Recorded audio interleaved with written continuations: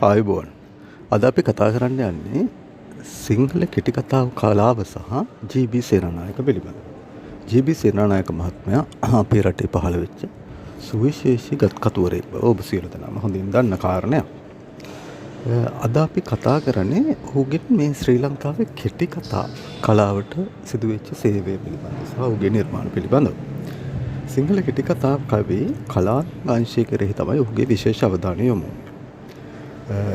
ශිල්පීය පක්ෂයෙන් ගත්තොත් අගනා නිර්මාණ බවට පත්වෙච්ච ඔහුගේ කතා විචාරකයන්ගේ නොමද පැසසුමට පාත්‍ර වුණා. ඔහුගේ කටිකතාවලට බෙහෙවින් පසුබිම වුණේ නාගරික මධ්‍යම පන්තික පුද්ගලයන් සහ ඔවුන් විසින් මුහුණ පාන්නට යෙදුණු ප්‍රශ්න. ඔහුගේ කෙටිකතාවල අපි දකින විශේෂත්වයක් තමයි නිශ්චිත අරමුණක් ඒ කෙරෙහි ඒකීය ධාරණාවකින් යුතුව ගලපමින් මේ සිද්ධි ඉදිරිපත් කරනවා. ඔහු සාමාන්‍යයෙන් ඉතා විශිෂ්ට කතාගුතන්නෙක් සහ කතාකරුවෙක් වශයෙන් අපිට හඳුනා ගන්න පුළුවන් ඔහුගේ කෙටි කතා විශ්ලේෂණය කරලා. ඔහුගේ කෙටි කතා සංග්‍රහ 5ක් අපිට දකින්නට පුළුවන්. ඒවා තමයි 1945 දී දුප්පතුන් නැති ලෝකය, 1946 දී පරිගැනීම කෙටි කතා සංග්‍රහය, 1961 මිතුරිය කෙටි කතා සංග්‍රහය, 1983 ගමන, 1990 දී මුලා.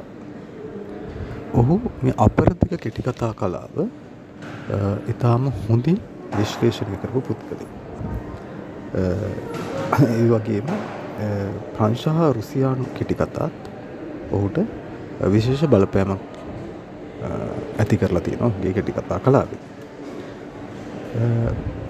එකම කාරණය ඔහුගේ කෙටි කතා සාමාන්‍යයෙන් නාගරික මධ්‍යම පාන්තියට පමණ සීමා වුණා. මම හිතන්නේ ඔහුට තිබිච්ච සීමා සහිත අත්දැකීම් නිසා වන්නට ඇති.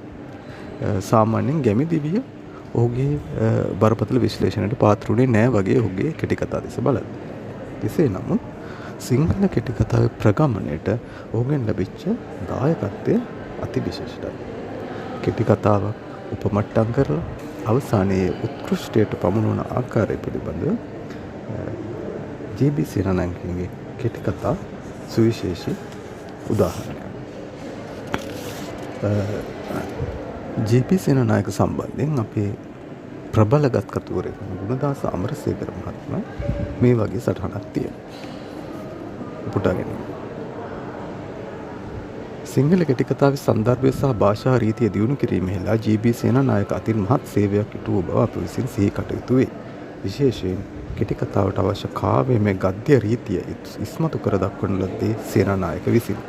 පැරණි සිංහල ගද්‍ය ඇසුරින් නූතන කෙටි කතාවට අවශ්‍ය කාව්‍යමය භාෂා රීතිය පාදා දීමේ ගෞරවය සේනානායකට මුළුමනින්ම අත්විය යුතු වේ. සදිස්ලෝ සමග එක් වුණාට ඔබට ස්තුතියි.